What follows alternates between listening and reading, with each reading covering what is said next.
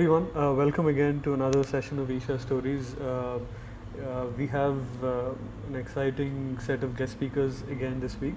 This week we are going to be chatting with three volunteers who specifically volunteer with Rally for Rivers and Kaveri Calling. Um, the idea has been to bring different people who are doing different kinds of work with Isha, and also to share about their experiences with Isha practices and with Sadhguru as well. Before I make introductions to our guest speakers, I just wanted to inform everybody in the room that this session is being recorded.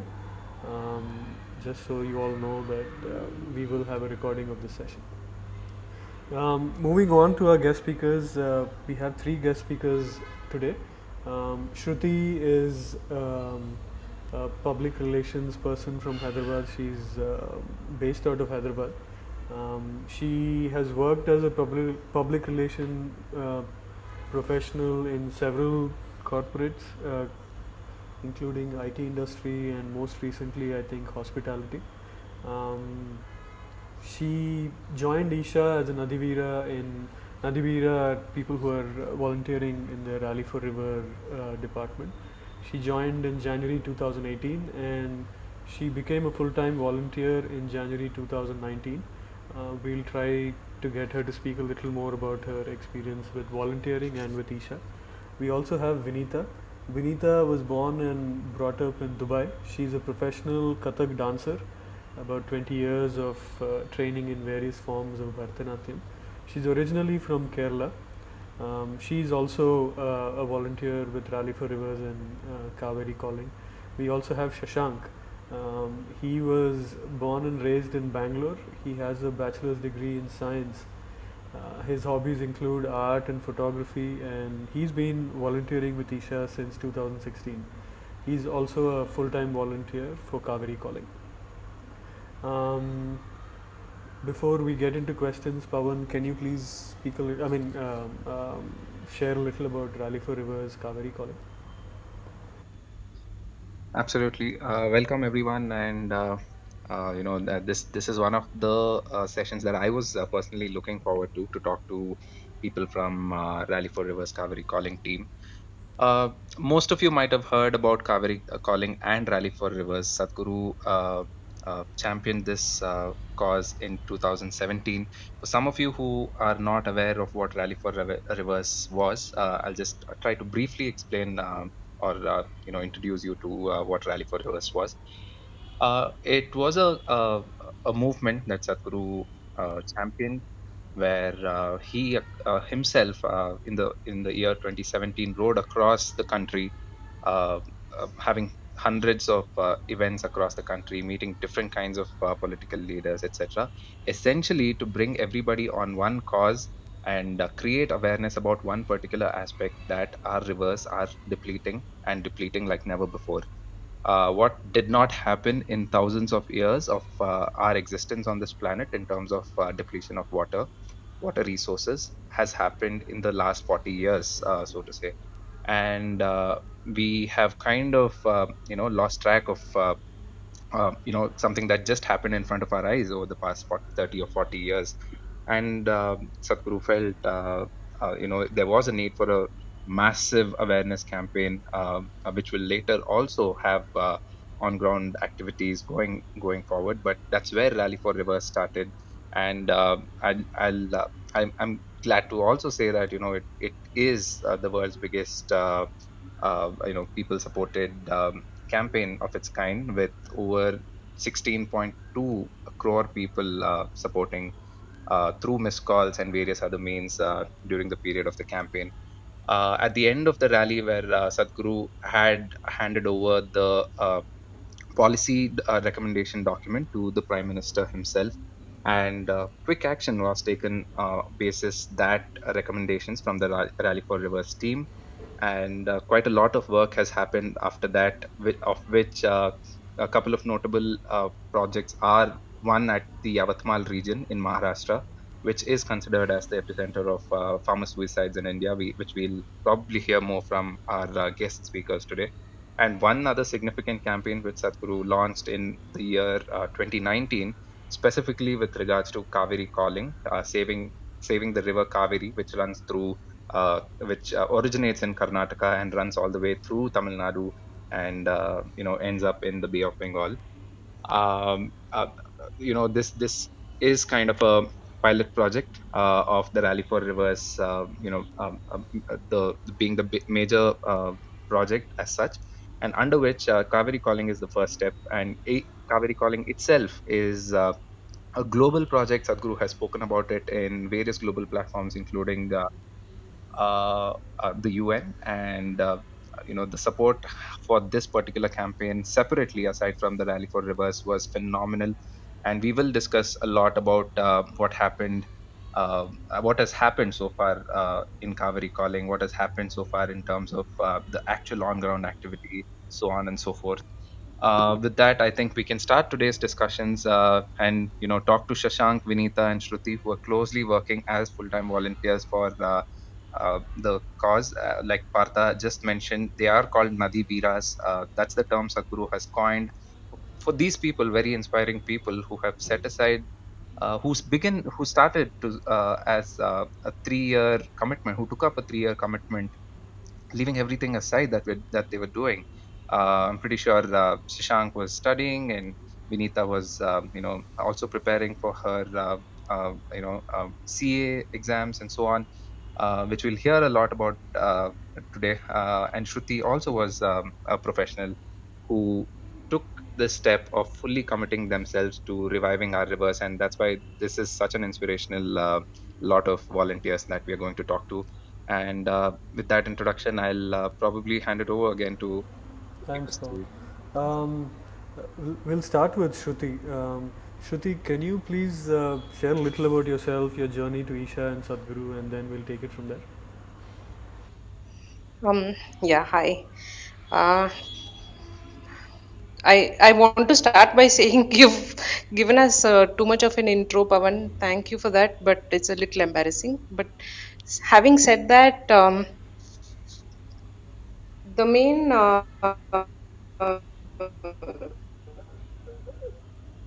thing that drew me in was, having worked with corporates all along, rally, it had become a bit of a uh, very different experience because I had to suddenly interact with college students, and it was an entirely different lot of people for me. I had never spoken to anybody in that age group. At most, I think some of them were working as interns in my organization. So after having worked there, it opened up my eyes to a lot of issues that we face in our country. We have such a large number of youth. Much of this energy is not always directed in the right channels, probably. So it was a big eye opener for me, that we don't even look at them with the correct kind of engagement or involvement, and this energy could go in different ways and be wasted. It's such an amazing energy, and it's not being harnessed. So this was a real observation and an eye opener for me. And around the same time, like, these 2 months came to an end, and Sadhguru then said, this 2 months is nothing, it's just the tip of the iceberg. Now 3 years of a commitment is needed, so I want all the youth to come.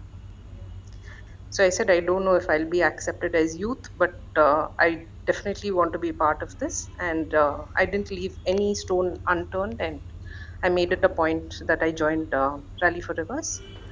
And after, Shruti, as the three can years I were coming to an quickly end, he again interject? said that this is going to be. Yes, Just a please. quick Is the interjection, Shruti. voice We'll quality okay? just, yeah, it's fine. Just a little rewind. Can you please tell us like how actually you got to know about Isha? Had you already done any program by then when you had gotten to know about Kaveri calling? Would love to hear a little about that as well. Sure.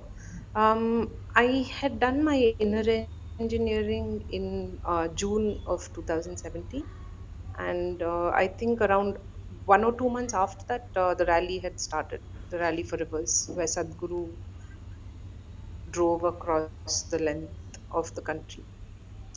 So I heard about it, and around that time, I was actually working closely with a lot of agri-tech experts and companies. And agriculture had always been close to my heart. I wanted to do something towards the farming community and agriculture, but no project had really um, spoken loud enough, So I was still looking. So around the same time when Sadhguru spoke about this project, which focuses on the economics of the farming community with ecology as a result, it just looked like a match made in heaven for me. Whoever knew me all these years said that this is exactly what you've been looking for and searching for. So there wasn't anything more perfect. It was whatever I wanted, uh, into a million times more. It was just an exemplified version of whatever I could have imagined. So for me, there was no doubt or no question, and it was just I was looking for it. So there was no other. And That's fantastic. Um, yeah, and then yeah, the journey just kept going on. And as Sadhguru said, this is a much longer term project. It just seemed to make sense. We can't have this work in a short amount of time. And the deeper you get involved in the project, the more you understand the nitty gritties of it. And I can't see myself stepping away from it anymore. That's a good place to start with your journey, Shruti. We'll definitely Thanks. want to hear more. I'll also request Shashank right now if you can also share a bit about yourself. Uh, where were you? What were you doing? And how did you end up hearing about Sadhguru Isha and finally landing up here?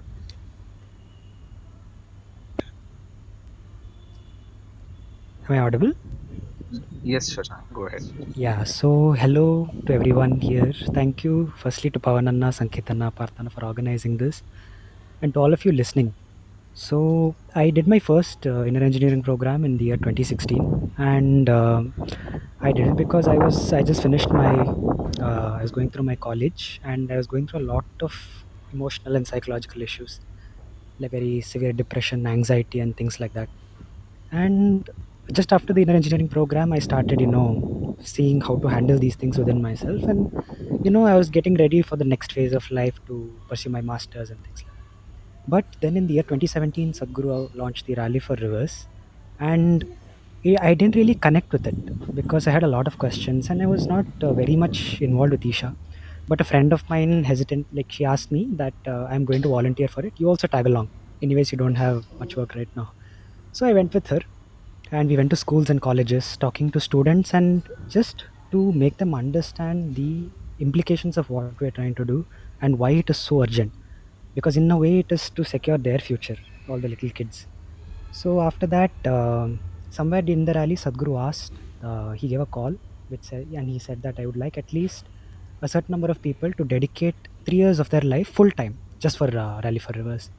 Even then I was hesitant, but the same friend of mine, she told me that these opportunities don't come often, especially with somebody like Sadhguru around. You please, please do not miss this. At least you go for 3 years, then you see what happens. So then I just jumped into it without knowing a thing about what's next. But if I have to just summarize the last 3 years, it was the best decision that I've ever taken, or somebody took it for me, which I agreed to. And then those are part of the Kaveri Calling. I'm sorry, the Rally for Rivers project. So, I started in had you January. already done any program with Isha before jumping into the Kaveri calling activity, or how was it, Shashank? Yeah, and I did the inner engineering program. Then I did there's a program called Bhavaspandana. I finished that, and Shunya. So these are just like based on your level of involvement and how deep you want to go into it. There are different kinds of programs. I was practicing them in Bangalore, fairly happy, just going through life. Then when the rally happened, I joined. Amazing. We'll also stop at that point in hearing your story. Just to get a quick introduction of Vinita. Also, Vinita, please, we'd love to know what you were doing, where you're from, how did you come across Sadhguru, and how you are with Rally for Rivers right now. Go ahead, Vinita. You need to unmute yourself. Vinita, you're still on mute. Namaskaram, everyone. I hope I'm audible. It could be a little better, Vinita, if possible. Okay, just I'm enjoying the wind in the ashram, so that's probably why. Okay. Okay, is it better Vinita now? is currently at the Isha Yoga Center, so that's what she means by ashram. Yes, you were much better, Vinita. Go ahead. Okay, so namaskaram to everybody. As Partana introduced in the beginning, I grew up in Dubai. I've been in Dubai all my life, so I had not visited India much. Um, but in 2016, I was in a very good place in terms of where my career was heading. I was studying for my CA finals, but I had a lot of professional opportunities coming in terms of dance, opportunities to tour. I had many other opportunities coming my way as well. But I found that I often wondered about all the issues that we had in the world, whether it be environmental or social or political, anything. And I just felt like whatever I'm doing right now, does it directly contribute to a better world? So even though I was dancing, I was absolutely happy and content. And even in dance, there were so many ways of bringing across the message and, being a voice for the people. I just felt like this was not it. I could do a lot more. So I would say for me, also, like Shashank said, I had also one blessed friend who kept pushing me in the direction of Sadhguru, I should say. Every time I came to this point within myself, but I felt like there is something more that I should be doing. So in 2016, I was in Dubai. I was also going through a lot of challenges emotionally, psychologically. This main thing being that I should be doing a lot more. One main realization was that I felt like whatever is the problem, every problem that we have in the world today, there's no problem today that we do not have a solution to already. Yet, why do they still persist? And when I looked at that, I realized that whatever is the root cause of all these issues, mainly being human ignorance, I had that in me as well. So, how am I being the change that I wish to be? I wish to see. So, within me, there was this deep desire that I have to be the part of the solution. I had to be that change. There was no other way because it could only happen through individual people. So I had this already brimming within me by the time I came across Sadhguru. And the following year, I had come down to Chennai for my CA coaching classes. And that is the first time I'm ever visiting Chennai. And this is the first 2 weeks, a cousin of mine was taking me around. And the first week, this is, and we were crossing a bridge. And I remember it was nighttime, but there was a very strong stench in the air of sewage. And I asked her, what is the smell? Because we were in the auto rickshaw, so it was very strong. And she said, oh, it's the kuvam.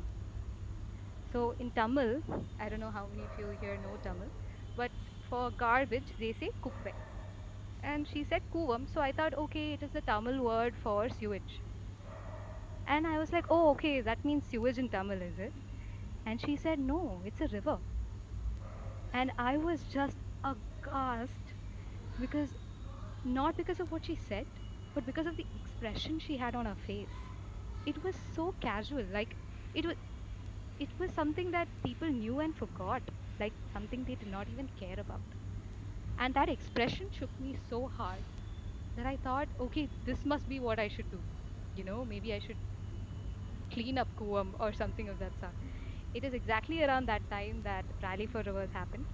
And Sadhguru came to Chennai for the campaign. I met him during a mega event and later for the rally also. And 1 month of the rally, that is the entire month of September 2017, uh, that is also when I did my inner engineering. And along with the local volunteers of the Chennai Center, we went to various places. We went to slums, to villages where there were water scarcity, just to create awareness among people.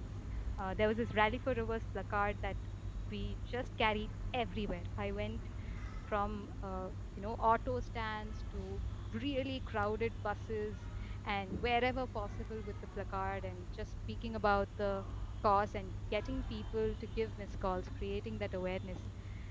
So I did this for 1 month, and I must say that that 1 month was probably the most fulfilling month of my life. And I didn't know I had that kind of energy, and nothing had made my heart soar, I must say. Even at the peak of my performances on stage, I do not think I found such happiness. So I just knew it then that this is what I had to do. So that's my story, Pravanana. Very, very inspiring, Akka. Actually, it's very inspiring to hear from all three of you. And I also personally resonate with the fact that the rally, especially the Rally for Rivers, which was led throughout the country, and then the Kaveri calling, really stirred the youth up. So now coming to the project itself, when we say Kaveri calling, uh, so unfortunately, a lot of people in India have misconception that this is one more river linking project and things like that. There are a few other misconceptions. So, what exactly is Kaveri calling? I mean, what do you guys really do in it?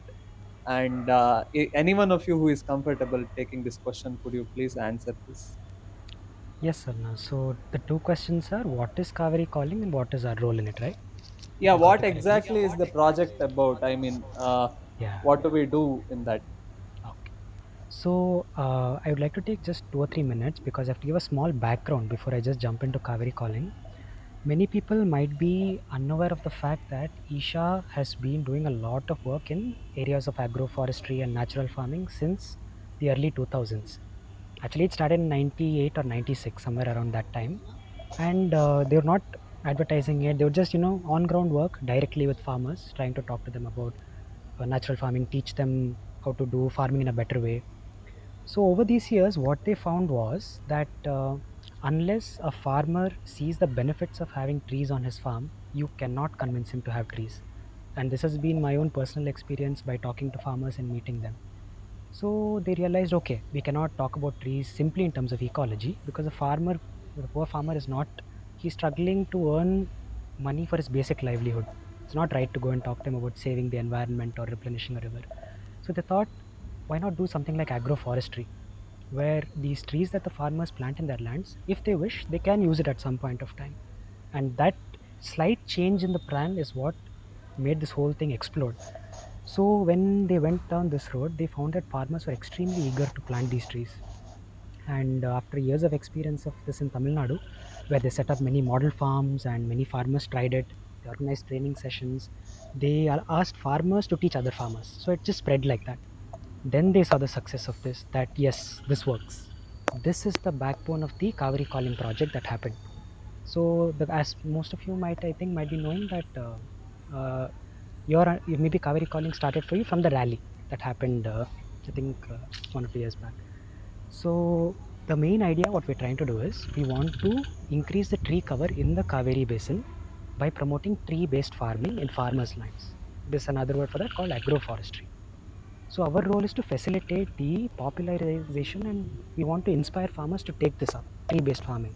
That is the main core idea behind Kaveri calling. The implications are vast, but just one thing I'd like to highlight is the main reason that this is done is to replenish the soil fertility. Because if you trace all the other problems like the groundwater depletion, river depletion, if you just trace it back, it all comes down to this fundamental problem. Soil fertility has gone down dramatically. Allow me with too many facts and things because a lot has been spoken about it already.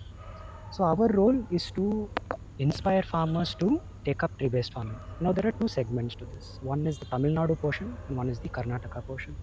In Tamil Nadu, Isha has their own nurseries. I think around 33 nurseries are there where they grow all kinds of timber trees, fruit trees, flowering trees, and farmers very enthusiastically come, take saplings, and they go and plant it in their farms.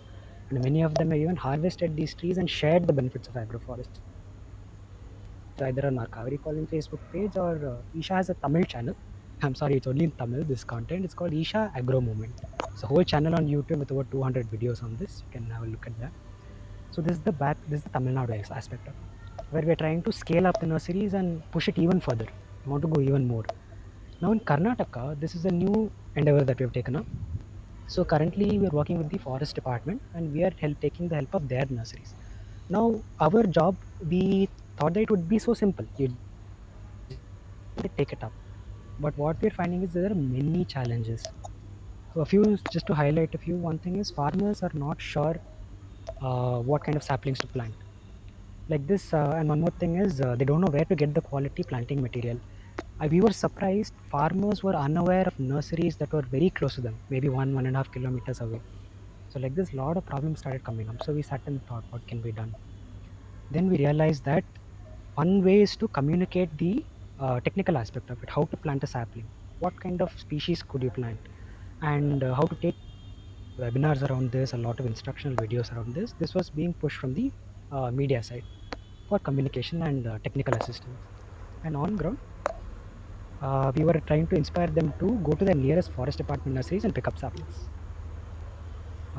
So what we found was that the nurseries were not able to keep track of their count. So we helped the farmers to get the actual, live counts of the number of saplings, and they were able to pick it up. Shashank, And there are actually many. a quick question based on what you've been telling me so far. Sure. I'm assuming that a lot of these farmers have been farmers for at least a couple of generations or so. So how is it that through your volunteering with Isha and everything, how is it that you found that you were able to supply information that they didn't know? Where was this gap? How did it come about?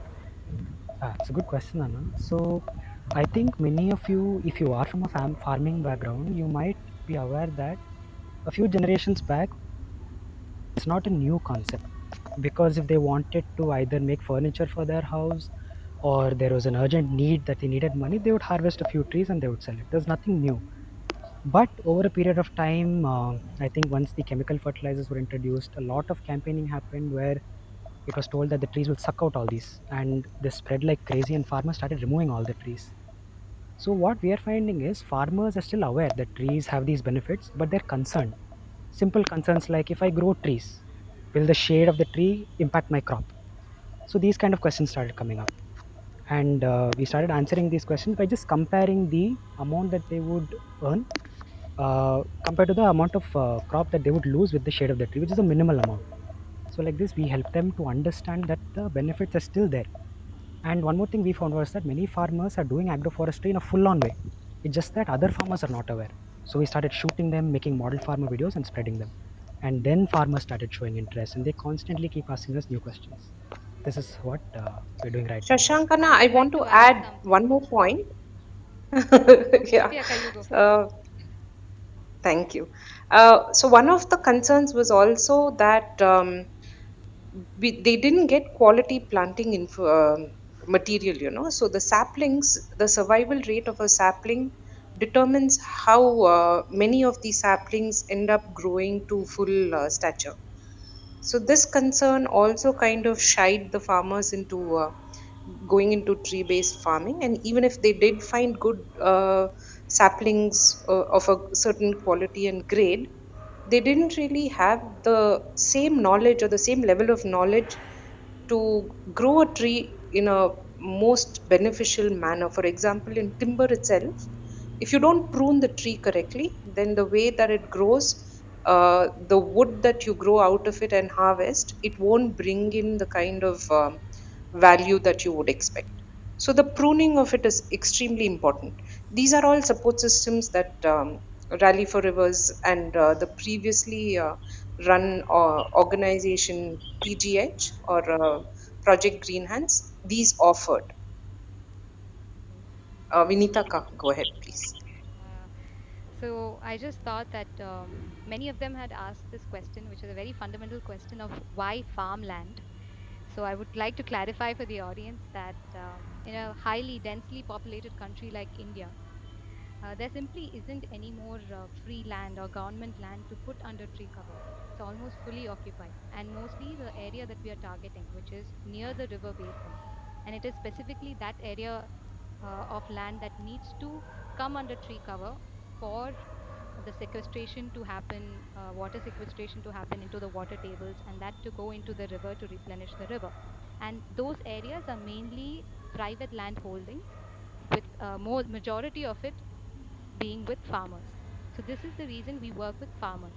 Now, we are not asking them to adopt tree based agriculture because we want to, champion this environmental cause. No.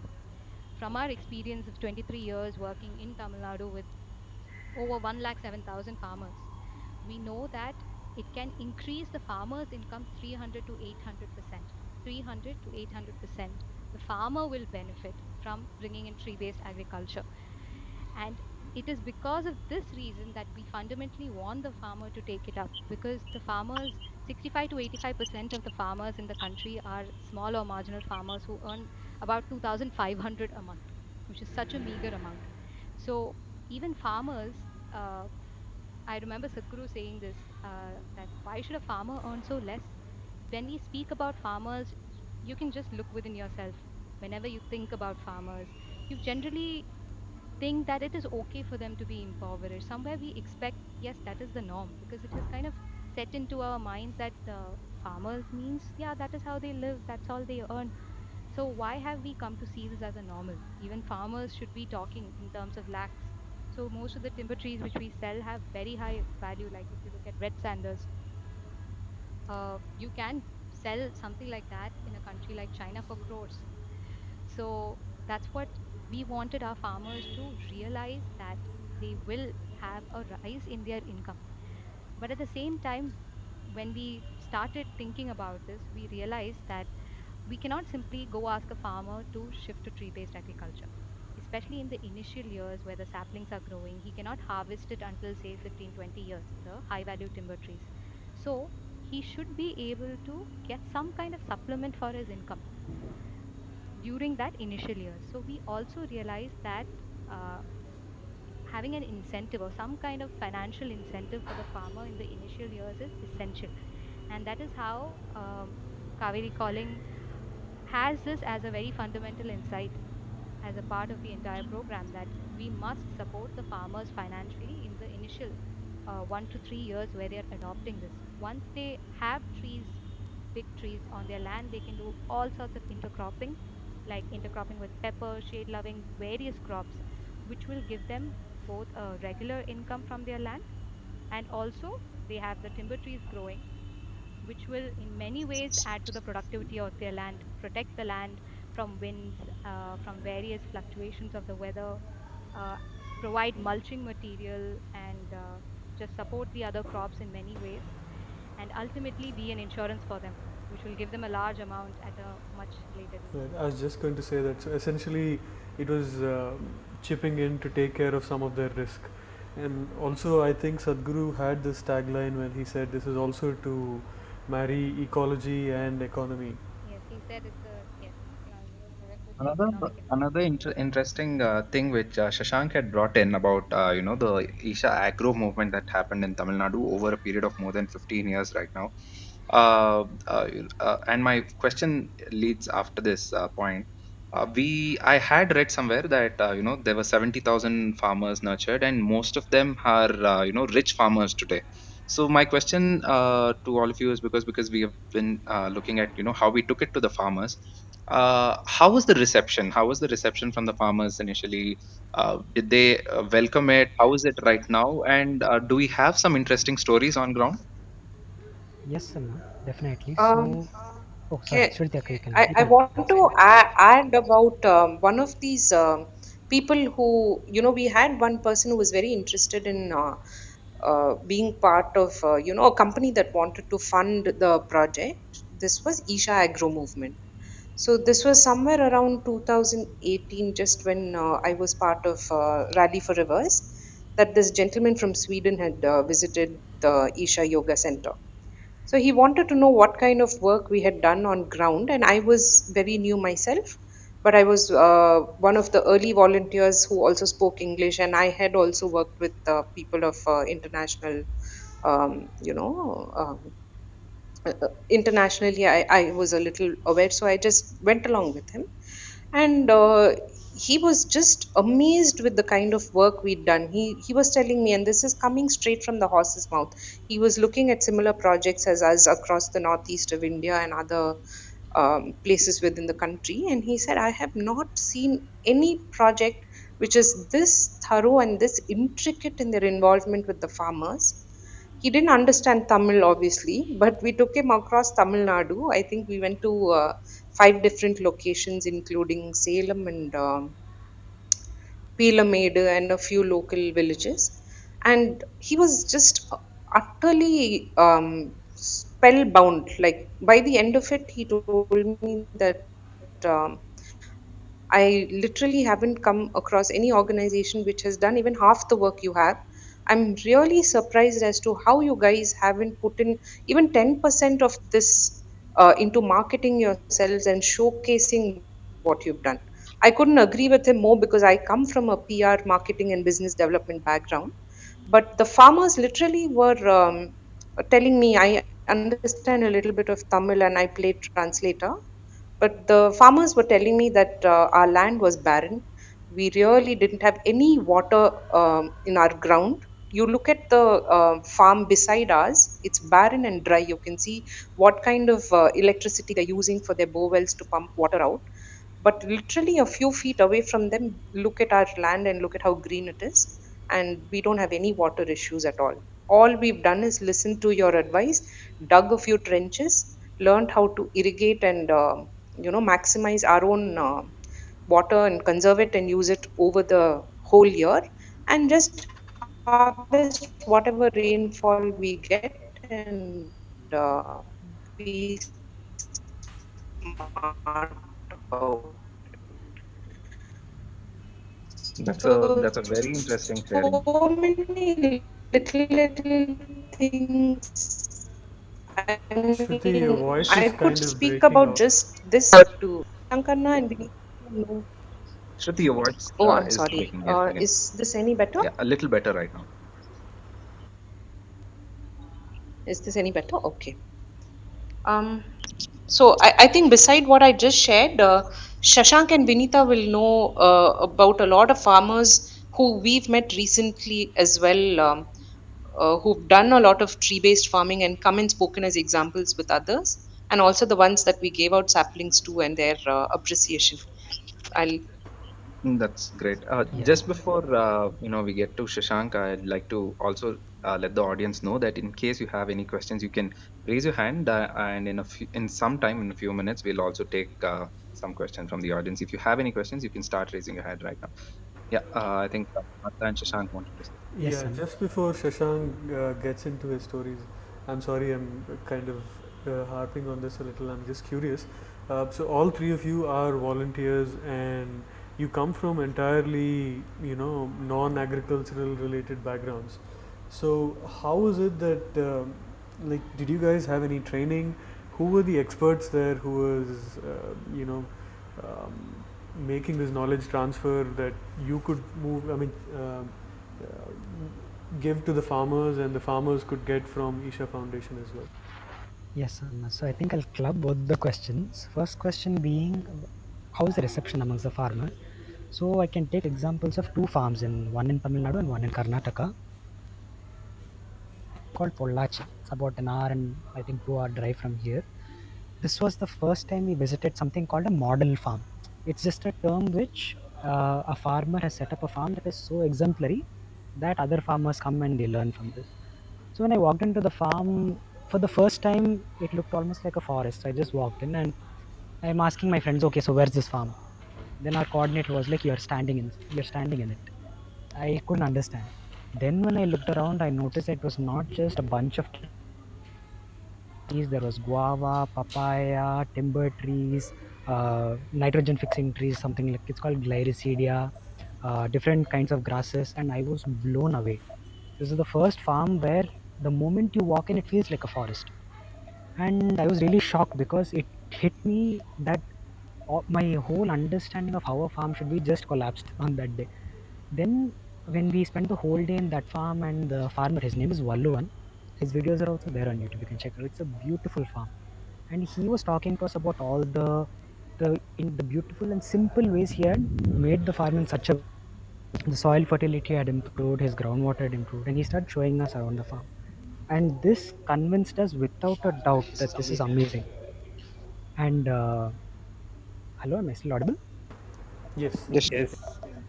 Yeah. So this is the first part of it.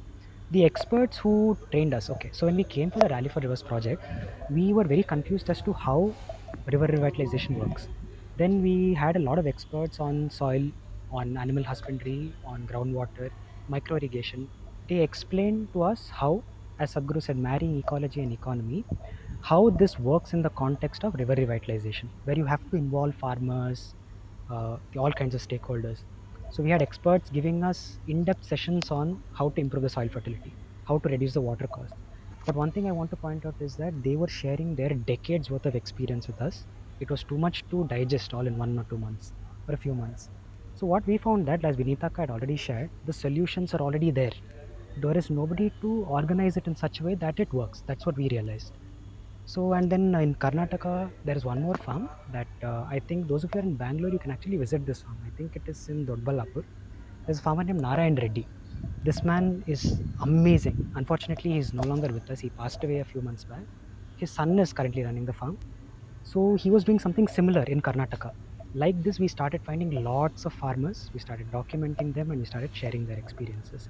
Then we found farmers are showing a lot of interest, and then they started showing interest in agroforestry. It is still improving, Anna. There's a long way to go, but our farmers are definitely interested. I hope that answers the question. About the part about the education, actually, I want to tell you this because it's funny also. But I think like when we first joined, all of us had the same question that are we going to become like agriculture graduates? What are you going to teach us? Obviously, we know nothing compared to even the most ill-informed farmer. We're worse than any of them.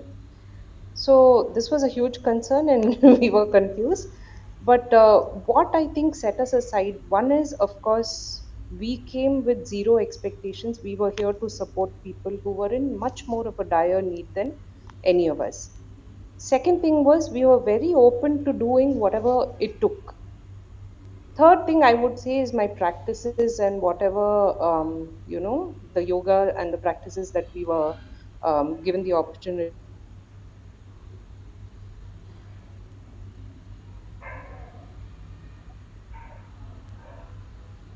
Sorry, you're not audible, Shruti. Is it only me? No, I think we've lost her. Yeah. Yeah. Shruti, Can you hear you me? seem to be. Yeah, yeah, yes, now. You can hear Please me? go ahead. Okay, so then what happened was oh, I have a poor connection for some reason. So then what happened was we just kind of learnt on the go. We were just open to listening to what anybody had to say. And just from this being open to listening and not assuming that we know all the answers, it was an improvisation moment to moment. We were just open to understanding what is the struggle, where are the challenges, what needs to be done now and today. So literally, I don't remember 2 months being exactly how we predicted it to be from when we joined. Every day, every week, every month, things keep changing and growing, and we're just okay to adapt because we don't have any set steps in our mind, and we just know what the result needs to be. So whatever needs to be done on the way to that just gets done. So there's literally zero education for any of us. But when I'm listening to Shashank and Vinita, I'm so impressed that they know so much. But we're all working together. That's how I feel about this. Well, I would like to add here, since she spoke about education, that I'm handling the IVR system. That's So exactly this what I was doesn't. going to ask you about. Please go ahead. This was taken as a sharing for Sadhana Pada, because even the team itself later, when they heard my experience, everyone found it really amusing that I did not even mention CA or anything of that sort when I applied for Sadhana Pada anywhere, because I dreaded sitting in front of a computer. I had only been used to stages and I didn't want to do anything else. So I thought, okay, if I don't mention it, they wouldn't know and they won't give me, a seva which requires using the computer. And just as the rally kicked off, sorry, the Kaveri calling campaign, the rally was happening. Sadhguru was doing the rally through Karnataka and Tamil Nadu, and I was here for Sadhana Pada. And I thought, okay, for Rally for Rivers happened, I had done a lot. This time I'm not able to do anything.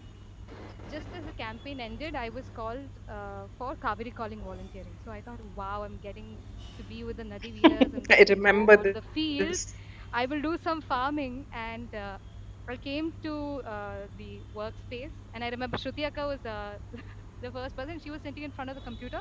And I thought she's just doing some boring job. Definitely not a Nadi Veera, because Nadi Veeras are supposed to be on the ground, right, on the farm. So I spoke and I realized that she is a Nadivira. So I had this whole image that Nadiviras are always on the farm and they know all about agriculture. But there's in fact so much back end activity required for having a project like this on ground that, you know, you just have to do what is needed. And I was put in charge of the IVR system. I did not know anything about the about computers, even basic things like, Google Docs, Google Sheets. I never bothered to learn. And I found myself in a few months sitting and even looking at coding, like Google app script, trying to figure out some issue that we were having with the sheet, and there was nobody else to do it. That I was going through the back end of the sheet, and I thought, oh my god, what am I doing, where have I gotten? And it became such, in a few months, the IT aspects were being handled by one Anna who had to leave. So I was the sole person taking in charge, taking care of this entire system. I'm referring to the 8009 phone number, which is functioning right now as a farmer helpline, and it's the one point contact for front end communication for us, even for volunteers, donors. So all of you can call 8009. It's a Kaveri calling helpline. So What exactly happens there, Vinita, with the helpline? If you can just let. Yeah, and also what is IVR? That might be helpful as well. yes, so IVR is simply interactive voice response system, which is what you would have heard if you have called a bank or a network operator, where they ask you to press a key if you want a particular action to happen, right? So it's like press one if you want to connect to a volunteer, if you have a payment issue, press two if you want a new connection, like this. So we have something similar on the 8009 number, which was the same number to which we had asked for missed calls during the Rally for Rivers campaign. So currently it is functioning as a IVRS, where if you call the number, you have the option of selecting 5 languages, that is Kannada, Tamil, English, Hindi, and Telugu. And within that, you press a key. If you're a farmer, if you're a volunteer, you choose a button. If you're a donor, you press another key. And any issues that you face, anything you want to discuss about, you can speak with one of our volunteers if you call on this number. So initially, we started this at the time of the campaign, and at that time it was mainly for event registrations and things like that. We were having just maybe 20, 30 calls a day, which later went on to 50, about 50.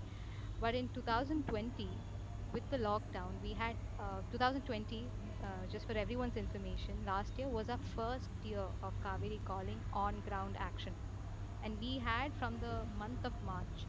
Um, so May to October is the planting season. When the monsoons come, that is when the farmers go to the nurseries and pick up saplings. So in Karnataka, it's mainly May to October, and in Tamil Nadu, it's actually throughout the year.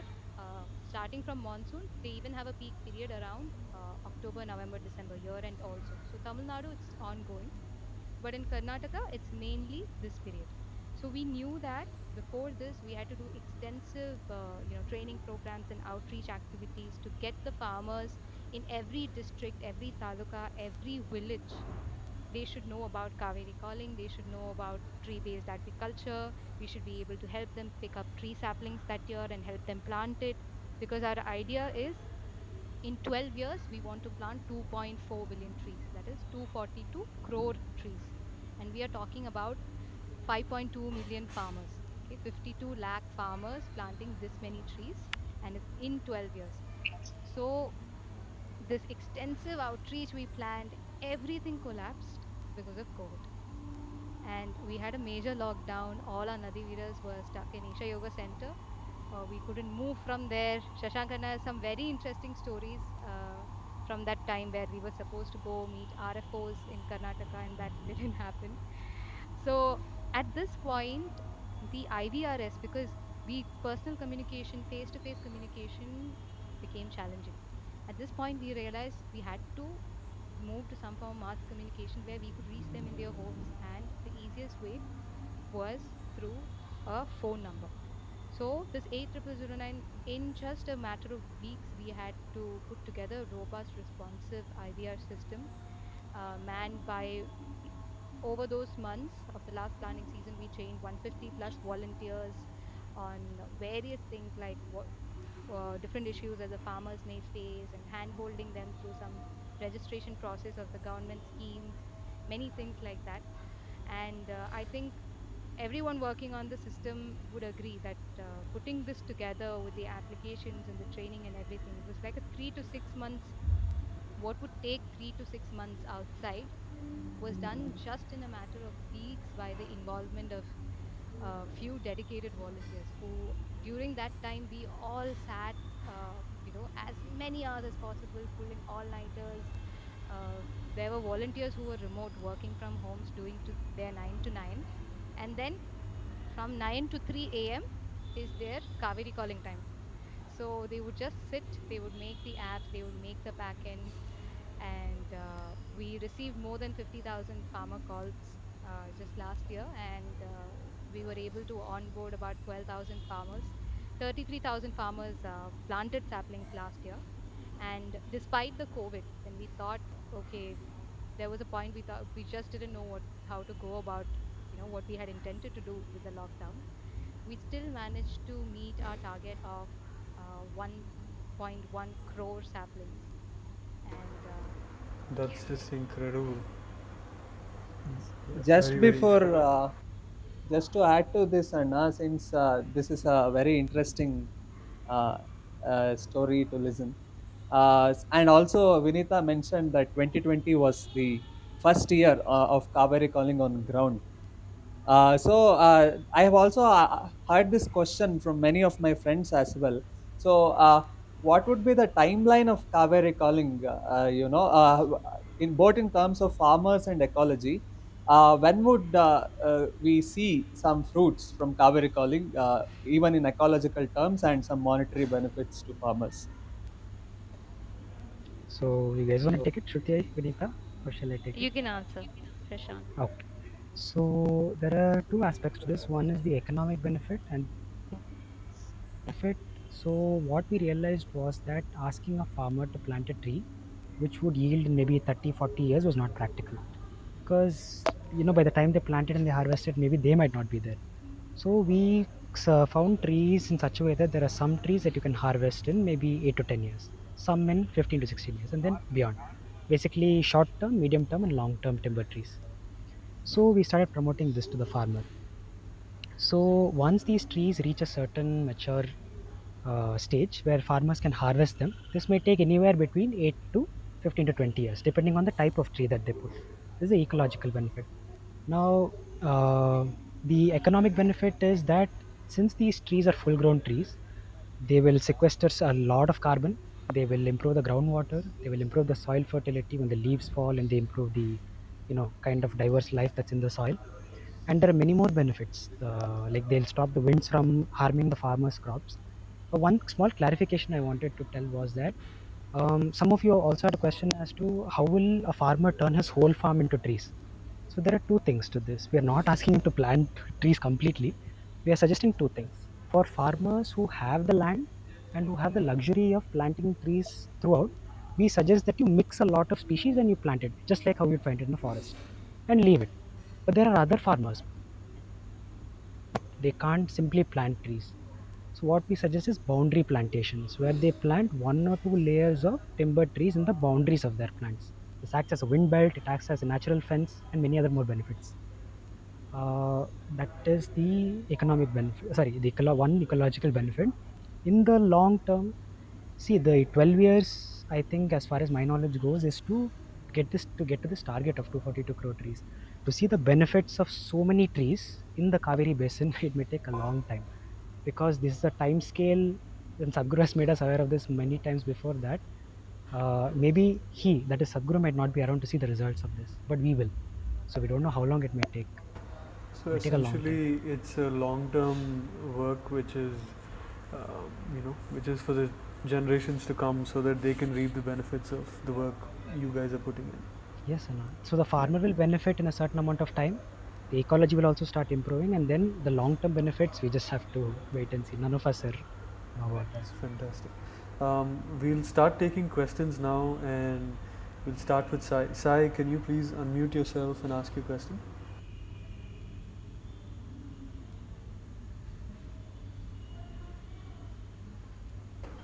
Hello.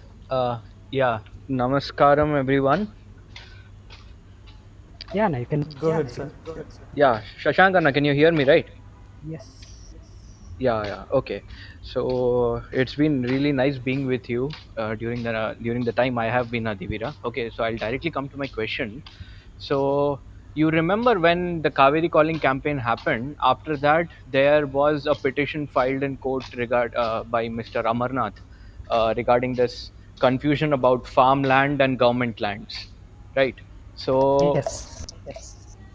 this is something hasn't gone totally out of what you call from the picture, because after coming out of RFR, I have been seeing this information marinating in everyone's mouth that Isha is grabbing lands again and all these things.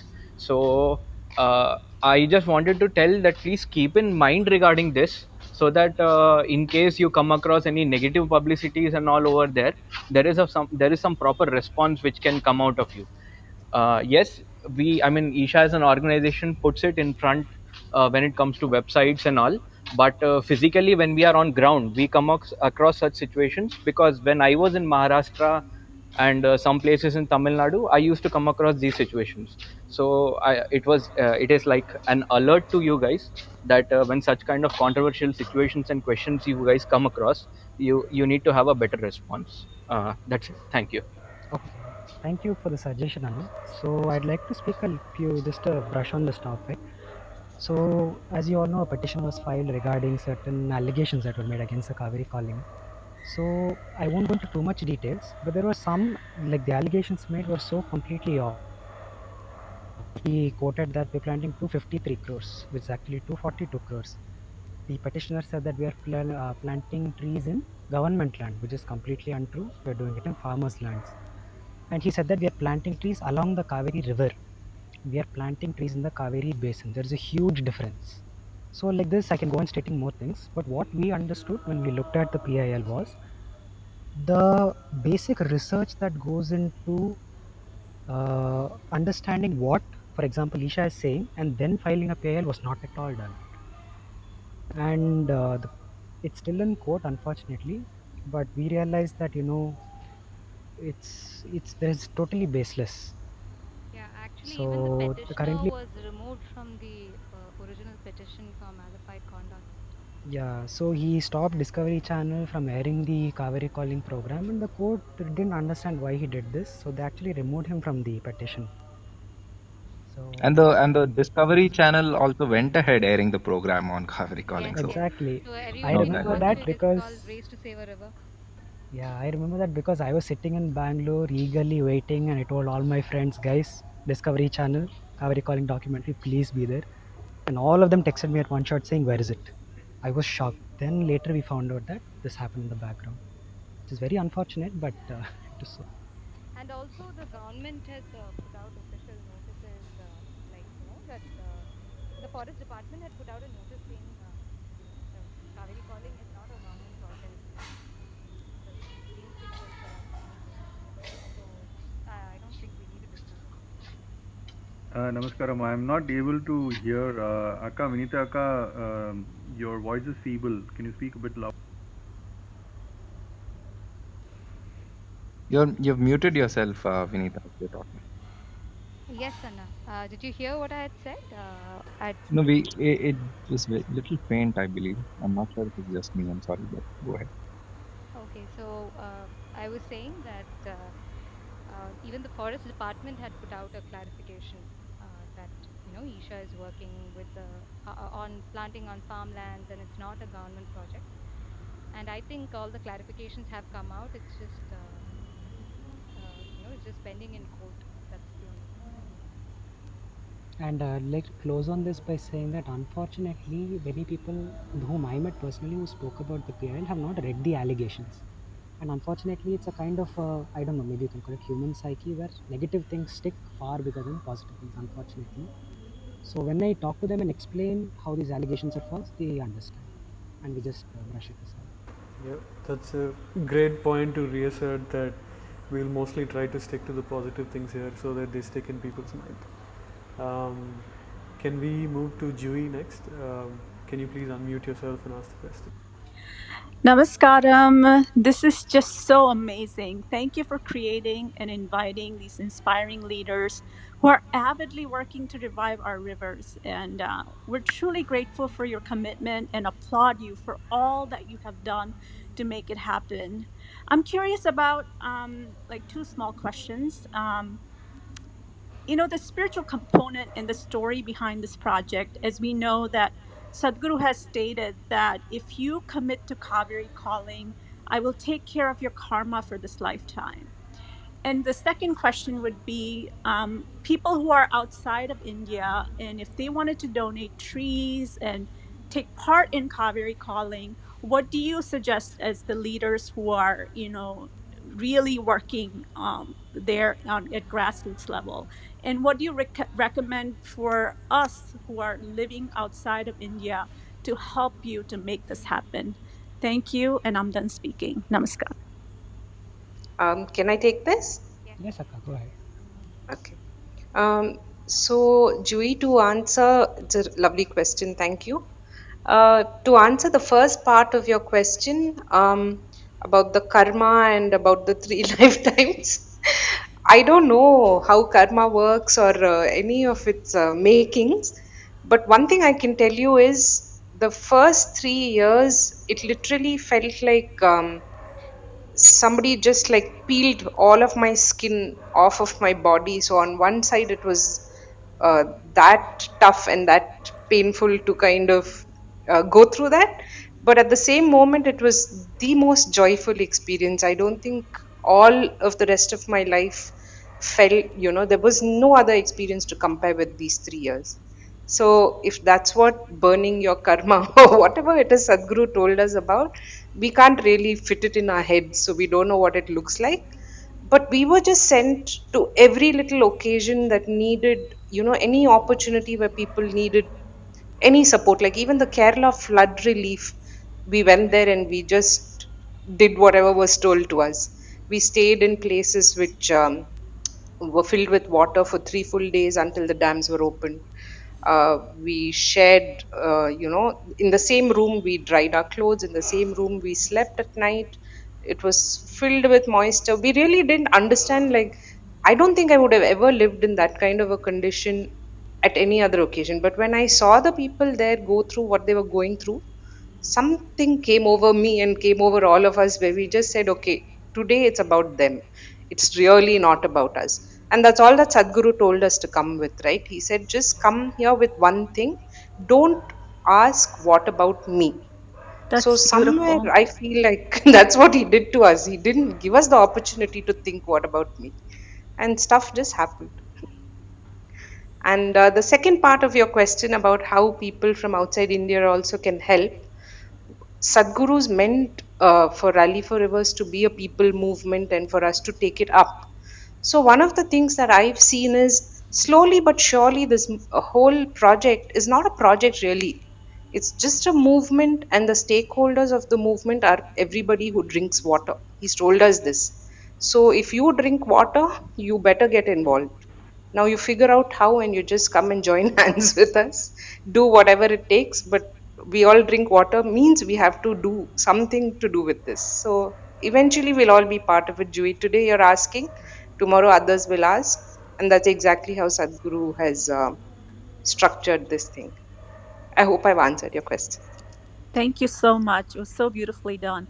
And I really, really, really, again, would like to show my utmost gratitude for everything you have done, all of you coming together to make the rivers, revive in our India.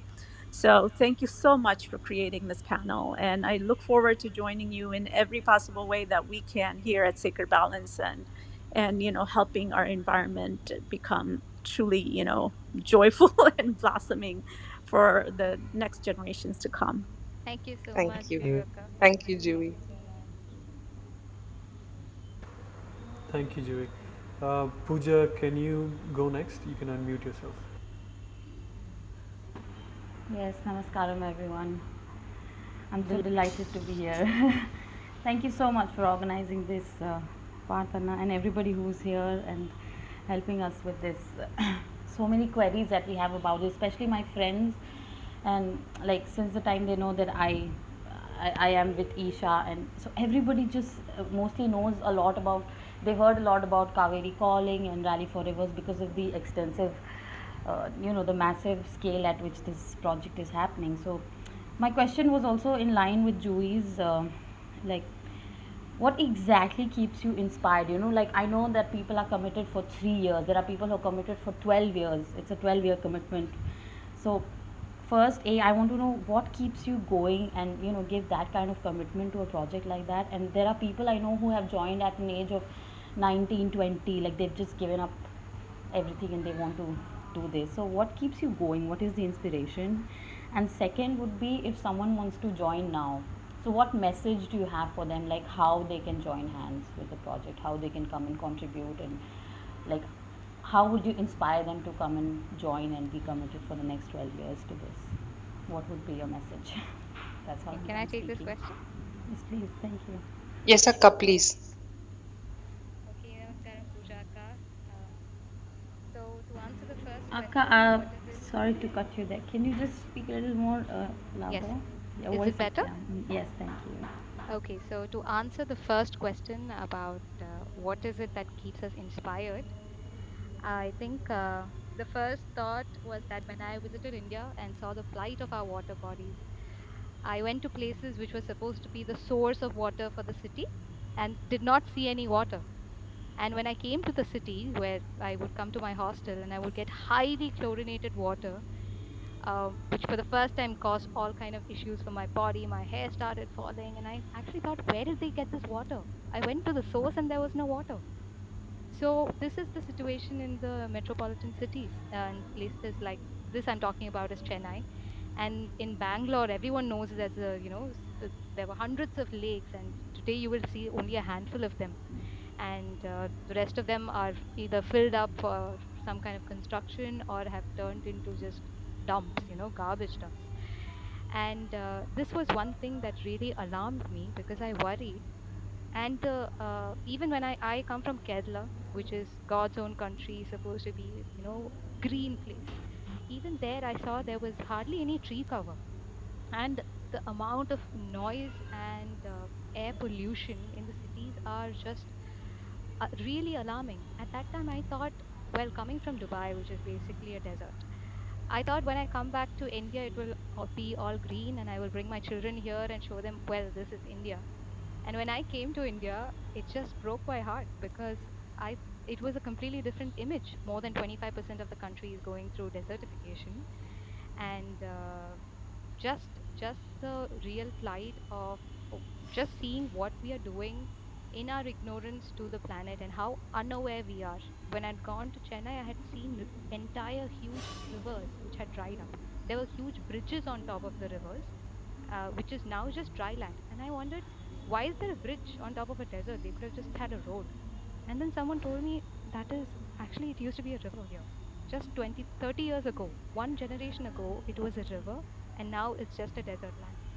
So there were issues like this. This is the ecological part.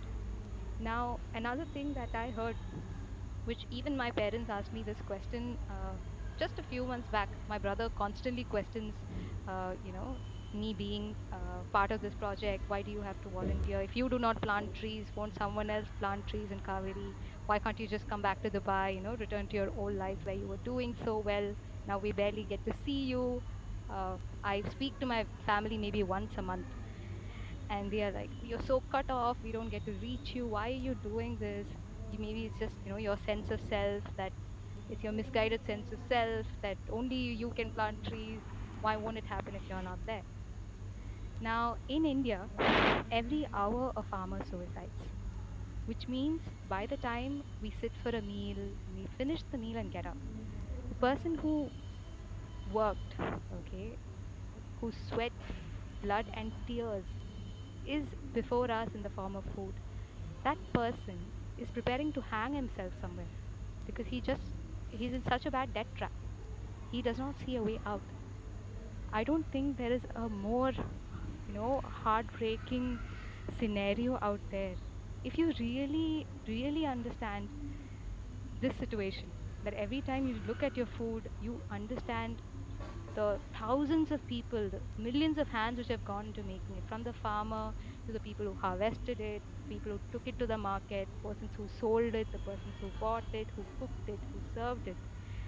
The amount of effort that has gone into one meal that you eat, if you really realize it, I don't think you will have an option but to be part of a movement like this. I don't think your humanity will allow it. So I would say this is my biggest inspiration. Can I add to that?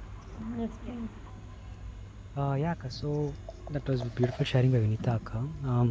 So we were going to a workshop in Trichy for it was a natural farming workshop, and on the way, this was my first time going to Trichy. We saw a large span of something like a desert. We thought it was just like a ground or something, and that is where the Kaveri River passes through Trichy. And I was not really sure of what it was. Then one of my friends on the bus casually remarked, "That's Kaveri." Then we all got up and it just blew our minds, like it's bone dry. So Akka, you're asking about the inspiration. Some of our people who are on the core team of the Kaveri Calling, there's one person who actually used to go swim here in his childhood, and within his own lifespan he has seen that the river has depleted so much, so he had no option, he had to be a part of it. And when I was in the field in Karnataka, I would advise all of you to just go around the Kaveri basin and throughout the year, not just at one point of time. Because if you go during the monsoons, it looks like, oh, everything's okay. I visited many tributaries during the monsoon and just after the monsoons, and you will see exactly what Sadhguru is talking about. The rivers that were full, like throughout their entire breadth, they had water. Suddenly, they're reduced to maybe like they're only like 10 or 20% of their original size, which is very, very alarming. And the kind of, if you just drive from Mysore to maybe Kodagu, just look on the right and left. There is hardly any trees, and that's very, very alarming.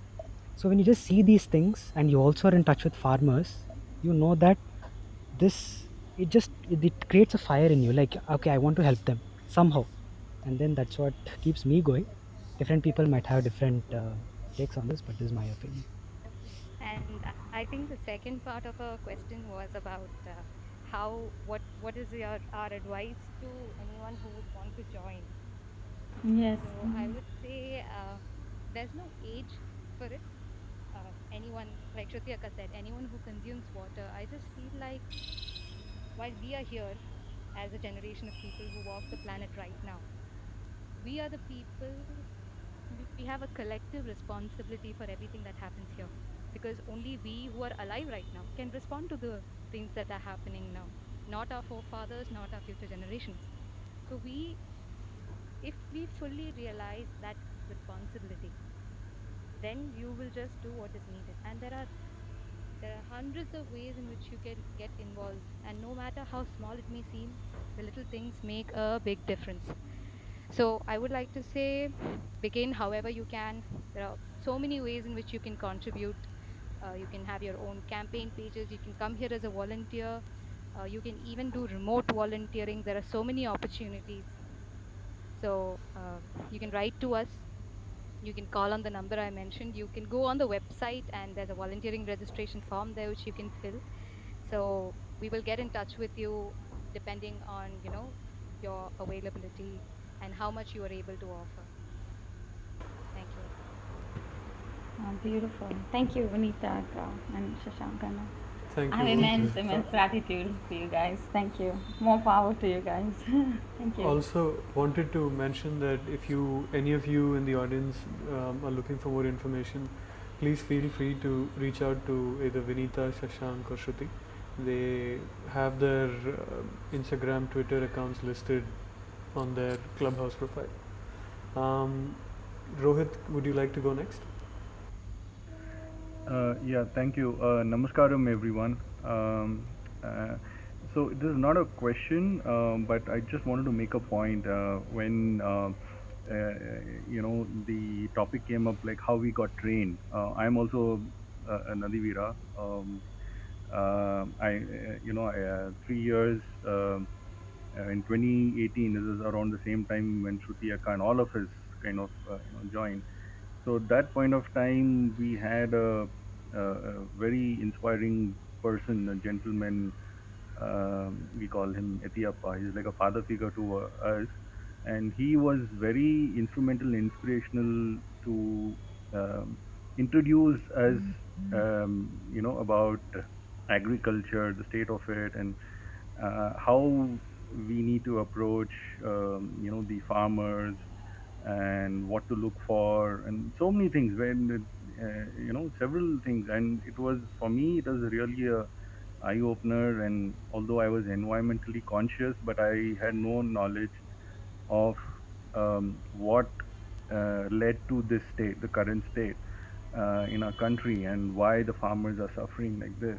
So several factors. So and he was instrumental in that. And in fact, incidentally, he is the person to kind of the key person to kick off or start the project Green Hands. So for 3 months, 4 months, he was the one who was kind of leading us and getting us trained. He has brought several influential figures in the field of agriculture. It could be in the soil department, water conservation. So we had to get educated and be aware in all aspects related to agriculture, not just on the field, but also policy related. And so it was him that I just wanted to bring up this point and mention him there. So we're still learning. At least for me, it was so many. I learned a lot of things, and it was very new to me, and I'm still learning.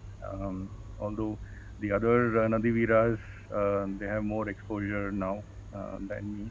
So I just wanted to bring this up. And thanks, Shashank Anna, Vinita Akka, and Shruti Akka. Thanks. Thank you. Thank you so much. Thank you, Rohit, for sharing. Anil, would you like to go next? Hello, hi, namaskar everyone. My name is Anil, and thank you for this opportunity to let me ask this question. So, I've never seen Kaveri, but I've been part of the campaign since a long time. I've been donating trees on my relative's birthday, my sister, my brother. So, my question right now is not related to Kaveri. Uh, I wanted to ask, how about um, replicating this particular model for different rivers like Krishna or maybe Godavari and other rivers in Maharashtra? So that's basically my question here. It's a really good question, Anna. Okay. Please go ahead, Shashank. Yeah. So Anna, there's Sadhguru has remarked that he has he has a personal reason for choosing Kaveri because it's very close to his heart. But also, why we want to demonstrate it in the Kaveri basin is, as you may already know, there's a lot of tension between Karnataka and Tamil Nadu regarding the Kaveri River. And if we can demonstrate a successful agroforestry model, which in the long term would also improve the groundwater tables and all the other benefits, the impact of this would go across the world, because this problem has been, as I think you must be knowing it, this problem has been going on for a very long time. So if this one thing can be addressed in some way, this will create ripples and people will start to take it forward. Definitely, Anna, I feel this has to happen across every river in India. But finding the group of people who will be committed to put their full time into it and make it happen, that is the only challenge, to find people who are ready to give themselves totally to do it. So I feel once we start doing it in the Kaveri basin and people start seeing the benefits, I feel that people will take it up across India. In fact, Sadhguru has also mentioned that this can be implemented across the tropical region. Exactly. So Yes. it's not just limited to India, but world over. It's meant to be a blueprint.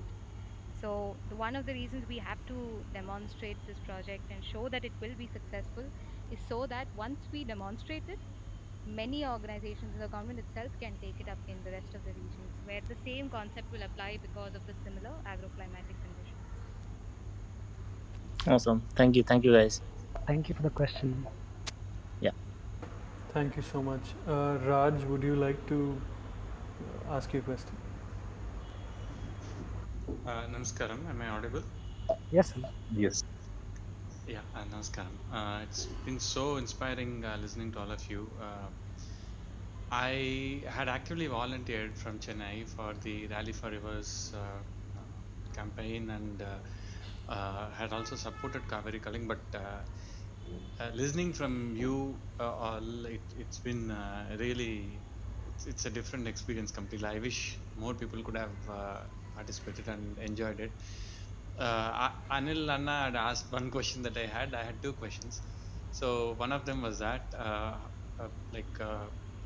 if we can replicate this model and take it across cities, because I've been, as Anna was saying, I have also driven across places in Tamil Nadu where I have personally, I also wondered why have they built bridges where there is only soil, the sand at the bottom.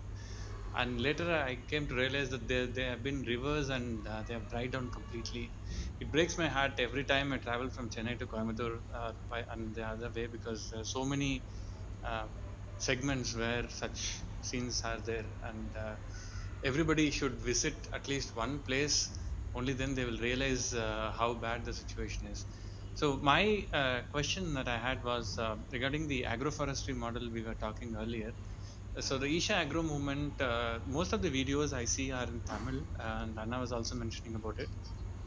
Is there a plan to have them translated into English? Because I feel this has to, the success of the model has to reach so many people, especially if it has to reach the farmers. It has to be possibly in Kannada also, because we are targeting Tamil Nadu and Karnataka.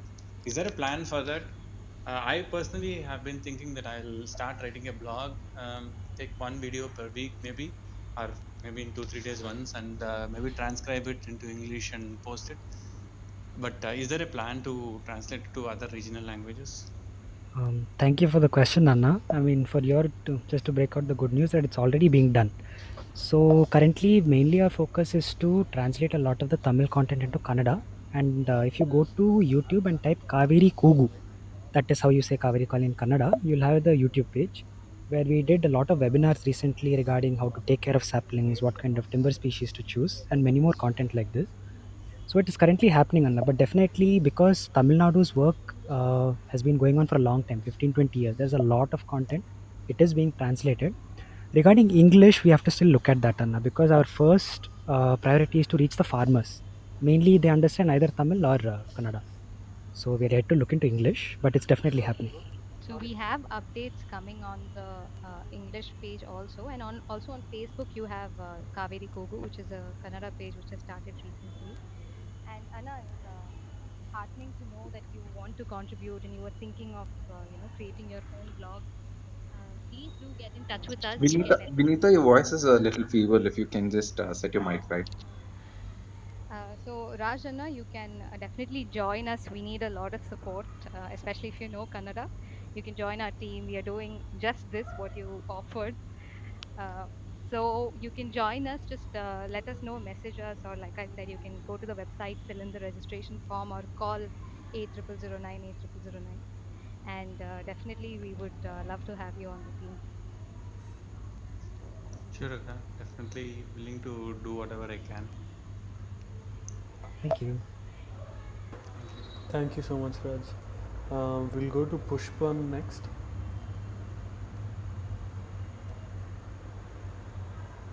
Pushpan, can you unmute yourself and ask your question? You have to unmute your mic, Anna.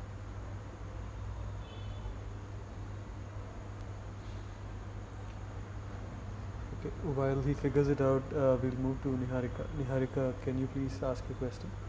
You can unmute yourself.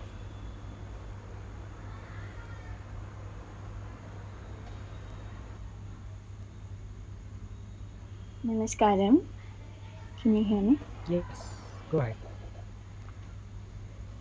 Yeah, I didn't have any questions really, just joined the discussion. I just wanted to share my experience of being a Nadivira. and just like touch up a few points that all of you have mentioned till now. Uh, so yeah, it's been like, so before I joined Rally for Rivers, I was I just finished my bachelor's and I had a home bakery going on, and my life was chill. Like I was doing whatever, and I had plans of doing MBA and all. And Rally for Rivers happened, and I don't know how my interests moved towards that, and somehow it has happened in my life. And things changed drastically since then. And just like how Shrutyaka was mentioning about the Kerala flood relief, that has been very like turning point in my life, because I'd always like look like when I was watching TV and things, disaster management's going on, and I always wondered how certain people just went and got to the right place to help the victims. And the Kerala flood relief was one such experience for all of us. And it was the situation in the houses was very dire, like very bad. Knee length, the houses were filled with filth, and just like you couldn't walk into that house. So when all of us just went in there and just did whatever we could, clean the whole house, and the expressions on the faces of the people there and all, that really changed a lot, because it was hard for us as well. As Shrutyaka was saying, we had to live in a school, and there was still like a little bit of the flood just going away. So yeah, and coming to Kaveri Calling, um, last year was our first year, as Vinitaka mentioned, and it was a lot of learning, talking to the farmers. And I'd just like to share one small experience here. For during December for survival studies, we were going to meet farmers, where we just meet them. These are the farmers who picked up our saplings in KPY, and so we just go there and we just call them and tell them, Anna, we are coming. Can we come? So they don't know us. We're just practically strangers to them. And when we go there, they just tell us everything about their life, what they're doing on their farms. They don't have any resistance, thinking, they're strangers. They also like always have something to give us when we're leaving. Like we always had, like they always like give us tender coconuts or fruits on their farm or anything. It was just hard.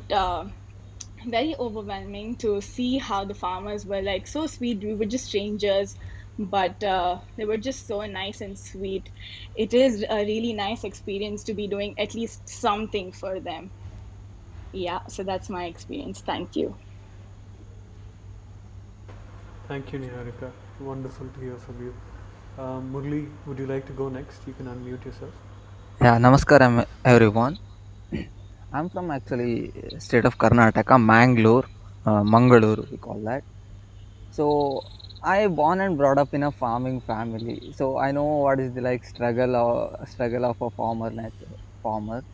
So after that I just done my engineering. Okay, it's like a kind of rat race. So just following someone. Okay, someone my cousin did engineering, so I wanna do that. It's a kind of thing in my life.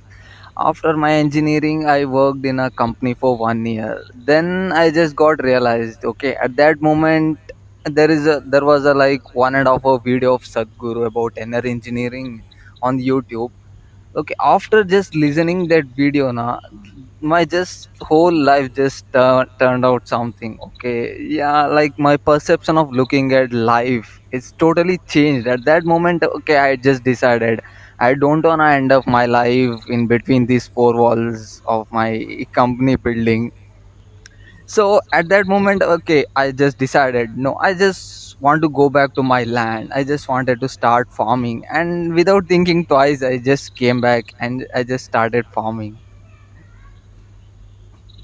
Anna, And now, yeah, Shashankarna. sorry, Anna, please continue. Please continue. Yeah, and one thing is that, yeah, we all heard that, okay, about the Kaveri River. And another point I wanna say, okay, Kaveri rivers, okay, it starts in like the district of Kodagu. Okay, So like within 100-meter distance, like in the Western Ghats, there is another river which flow towards the western side. That's called Netravati. That will flow towards like my place or Mangalore. We call that Netravati. So there is a big thing going on with that river also. Instead of reviving the rivers, the government is just destroying the rivers. Actually, they are now from the river base where it's starting. The government is now changing its path towards towards eastern side. Naturally, it's close towards the west, that river. But now the government, what they are trying to do, okay, they are trying to turn it towards the eastern side. Okay, they are saying, okay, we will turn it towards the east and we will get to the waters to Bangalore or Kolar or whatever this place. But it's against the natural law. But I don't know what is the government's way of doing. Instead of revival of the rivers, they are destroying whatever it is there still, whatever its natural flow. That's some of the things happening with the government and the people. Yeah, we should do that in that thing also. Thank you. Okay. So, do you want me to say something on that, Anna? Or, No, I was just mentioning oh, okay. this is something going on like this. This is actually something going on I'd like like to this mention just a about the small rivers. thing related to this. First Yeah, thing sure, is, sure. I am very happy that you left, you came back to your farm, because one of the problems that I did not state earlier, and even Sadhguru keeps stressing on this, is farming is not profitable right now. So, no youth, when we ask the youth that we meet and asking farmers' children, do you want to do farming? Clearly, they're saying no. And this is a huge problem, because who will who will grow food for us in the future? And one more reason why agroforestry is absolutely important right now is to bring back youth back to the farm. And we are noticing that many youth, you can watch them on our Facebook page, they got attracted with the idea of agroforestry and came back. That's the first part. Second part is, unfortunately, Anna, uh, I get it that maybe government is taking certain actions that we may not find desirable. But when you look at it deeper, for example, it's one of the main core reasons they might be doing it is because of population explosion. Unfortunately, we don't have the kind of resources that we need for the kind of people that we have. It's unfortunate. So that is one. That's I just like to say that, because when my experience of working with the government has been that there are also very lot of people who care about the environment and they want to do the right things, but unfortunately there are too many pressures that they have to face. That I'd just like to say that and close this. I want to add just one sentence to what Shashankana said. Uh, we can always kind of raise our own awareness about these things, and around us also look at how can we raise the awareness. Sometimes you need a short term solution, so what the government is doing might become valid, they don't have any other choice. But if we work on something long term, there are projects like us, we can all get involved in some way and become a part of the solution. There are enough problems, Murlian.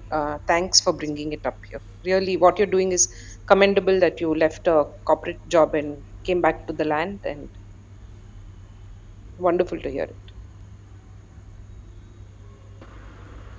Thank you, Murli. So with that, I think Pavan, shall we like close the room? Yes, Yeah, I we've had think a fantastic room. the conversation just went so well that we went few minutes ahead of what we usually plan and do. Uh, I mean, lot of aspects of Kaveri calling and Rally for Rivers would or will definitely need many more sessions for us to hear from the volunteers, also know about the technical. Oh, looks like Pavan dropped off. Yeah, like he was saying, we barely scratched the surface. There was so much more we wanted to touch upon, but we definitely like to do a few more sessions on this. Bring back Shashank, Shruti, Vinita, and maybe more of their colleagues and volunteers. This has been fantastic. We'd like to do more of this. Thank you all for joining. It's been very, very inspiring. And uh, Pavan, shall we end the room with the Nadi Stuti? If anyone else has to say something, they can say the last words before we end the room. I'd like to I just thank. want to Oh, say sorry. one Go ahead. thing. Thanks for organizing this, and Really, I didn't know that so many of us were so interested in knowing about Rally for Rivers and Kaveri Calling, and just hearing the questions and the depth of the questions, it only inspires me. So, for whoever asked me what inspires you, it's literally things like this. Every day something comes up. There is never a moment where inspiration drops. Today, all of you were part of my inspiration. So, thank you.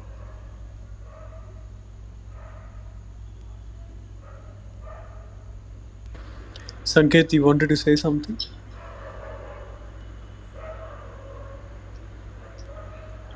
I think he's trying to speak. Sorry, I got kicked off myself. The app just glitches. Sanket, Shashank. have you unmuted yourself? We can't hear you.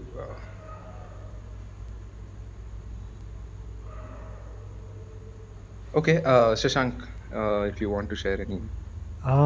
Yeah, actually, it's exactly what Shruti told, right? I mean, I thank you to all of you who organized this session and all of you who listened.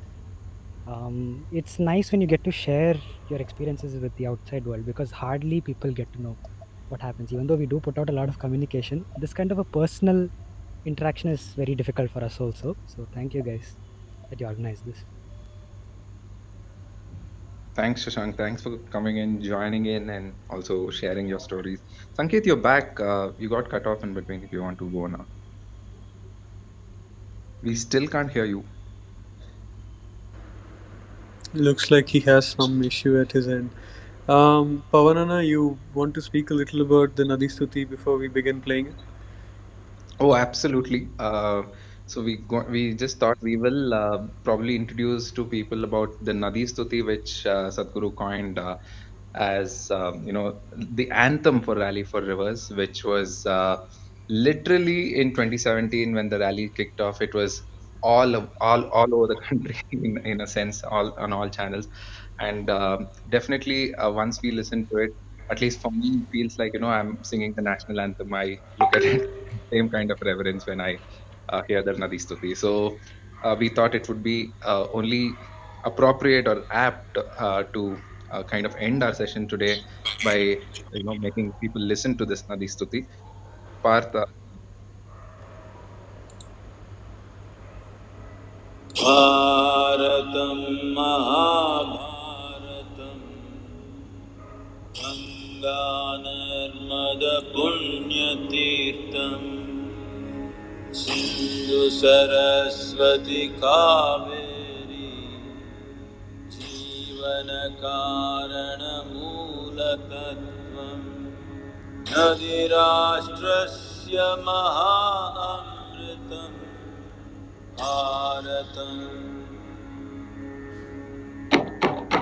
भारतं महाभारतं गङ्गानर्मदपुण्यतीर्थं सिन्धु सरस्वती कावेरी जीवनकारणमूलतत्त्वम् नदीराष्ट्रस्य महाअमृतं भारतम्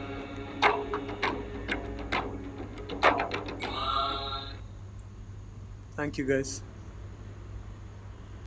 Thank you. Thank you to all of you who joined in. We will be coming back with another interesting session of Isha Stories next week, next Wednesday. We'll look forward to having you with us once again. Thanks for joining in today and have a good night.